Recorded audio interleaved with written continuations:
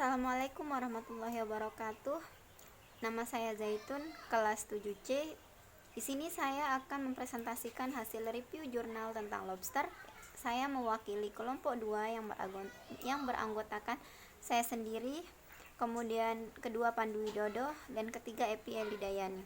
Langsung saja ke jurnal yang pertama, yaitu di sini judulnya adalah distribusi dan komposisi spesies lobster yang tertangkap di perairan Laut Jawa bagian timur Indonesia.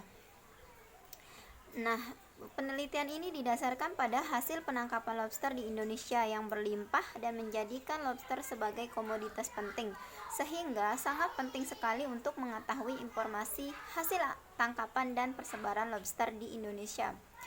Penelitian ini dilakukan pada 4 wilayah. Yang pertama yaitu Tuban, Lamongan, Bawean, dan Sumeneb. Kemudian metode yang digunakan yaitu uji ANOVA atau Analysis of Variance. Hasil dari penelitian ini ditemukan bahwa jenis lobster berbeda-beda di setiap daerah, yaitu pada Lamongan dan Bawean terdapat 3 kelompok komposisi di mana jenis lobster Pakistan adalah yang mendominasi. Kemudian kedua di Tuban mengelompokkan pada 2 kelompok komposisi di mana jenis lobster pasir adalah yang mendominasi. Wilayah Sumeneb didominasi oleh lobster Pakistan.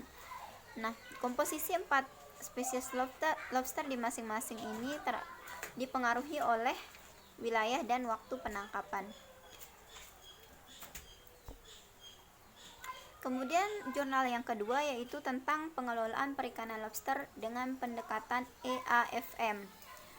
Tujuan dari penelitian ini adalah untuk mendiagnosis perikanan lobster Pelabuhan Ratu, Sukabumi pada Maret 2016 menggunakan faktor-faktor Ecosystem Approach Fisheries Management atau EAFM. Sampel diambil pada 2 titik yang hasilnya adalah kualitas, di mana kualitas air teluk Pelabuhan Ratu masih dalam batas toleransi untuk hidup bagi lobster.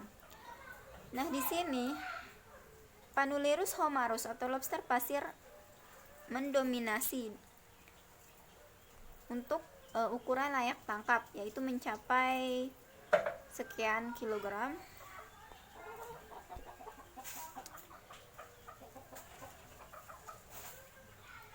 Kemudian hasil dari penelitian ini adalah ablasi tangkai mata pada induk betina lobster pasir dapat mempercepat proses pemijahan yang didahului dengan penggantian kulit.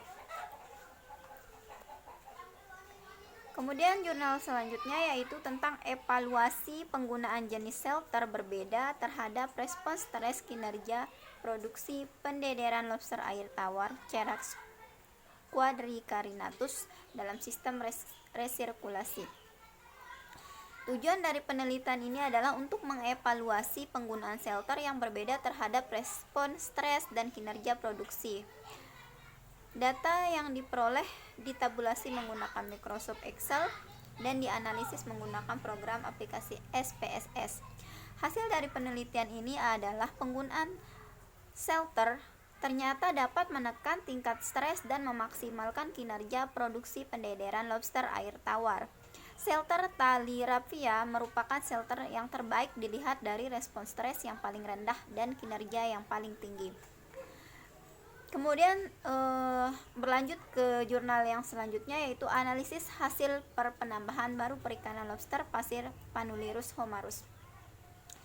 Penelitian ini bertujuan untuk menganalisis hasil penambahan baru, biomasa penambahan baru, serta menghitung ukuran dan upaya penangkapan lobster penambahan baru yang optimal. Metode yang digunakan adalah metode Boverton dan Holt yang dimodifikasi oleh Fowle. Hasil dari penelitian ini adalah menunjukkan bahwa hasil penambahan baru lobster pasir meningkat seiring meningkatnya upaya sampai mencapai titik maksimum dan menurun secara gradual. Jurnal selanjutnya yaitu aspek biologi dan pemetaan daerah penangkapan lobster. Tujuan dari penelitian ini adalah untuk mengetahui komposisi jenis, mengukur panjang berat, menginventarisasi nelayan lokal, dan memetakan daerah penangkapan lobster. Metode pengambilan data yang digunakan adalah metode deskriptif dengan teknik observasi dan wawancara. Kemudian, hasil identifikasi diperoleh 3 jenis lobster yang tertangkap oleh nelayan di perairan kampung Akudiomi, yaitu jumlahnya tertera di dalam slide ini. Kemudian jurnal yang selanjutnya yaitu distribusi dan komposisi spesies lobster yang tertangkap di perairan Laut Jawa bagian timur. Penelitian ini bertujuan untuk mengkaji distribusi komposisi spesies lobster yang tertangkap oleh nelayan di perairan laut bagian Jawa Timur. Metode yang digunakan adalah chi-square dan Kruskal-Wallis. Chi-square atau X2 digunakan untuk membandingkan frekuensi yang terjadi dengan frekuensi harapan. Kemudian hasil dari penelitian ini menunjukkan bahwa komposisi spesies lobster di keempat wilayah dan waktu penangkapan adalah berbeda. Nah, 4 spesies lobster yang ditemukan adalah sebagai berikut: Panulirus ornatus, Panulirus homarus, Polypagus pesicolor, dan lain sebagainya. Kemudian jurnal selanjutnya, aspek biologi dan musim penangkapan lobster. Penelitian ini bertujuan untuk menganalisis aspek biologi dan musim penangkapan lobster. Data yang dianalisis berdasarkan hasil tangkapan lobster oleh nelayan. Hasil penelitian ini menunjukkan bahwa terdapat 4 jenis lobster dari kelompok Palinuridae, yaitu Panulirus persicolor, Penicillatus homarus, dan lobster mutiara atau Panulirus ornatus. Nah, berdasarkan jumlah individu, tangkapan lobster bambu mendominasi, yaitu sekitar 60% dari tangkapan total. Jurnal selanjutnya yaitu efisiensi teknis usaha pembesaran lobster di Pulau Lombok, Nusa Tenggara Barat. Penelitian ini bertujuan untuk menganalisis faktor-faktor yang mempengaruhi produksi usaha pembesaran lobster dan untuk menganalisis tingkat efisiensi teknis dan faktor yang mempengaruhi. Analisis data dilakukan dengan fungsi produksi stokastik Frontier Cobb-Douglas dengan metode Maximum Likelihood Estimator atau MLE digunakan untuk menganalisis efisiensi pada masing-masing usaha pembesaran. Nah, hasil dari penelitian tersebut adalah menunjukkan bahwa rata-rata pembudidaya lobster adalah efisien secara teknis dengan rata-rata tingkat efisiensi sebesar 0 sampai 91. Input produksi yang memiliki pengaruh signifikan adalah jumlah bibit, pakan, dan lama waktu budidaya.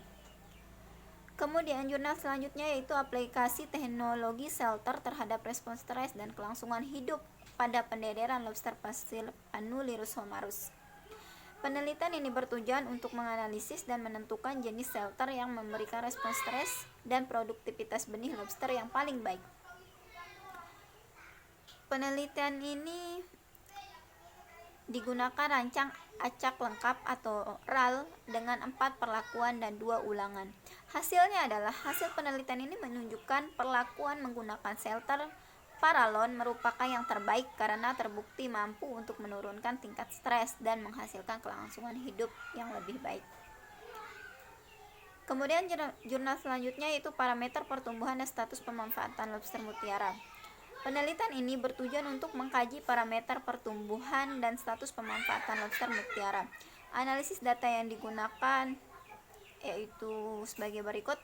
Kemudian hasil dari penelitian tersebut adalah menunjukkan pertumbuhan lobster relatif lambat dengan laju pertumbuhan K sebesar 0,34 per tahun pada jantan dan 0,33 per tahun pada betina.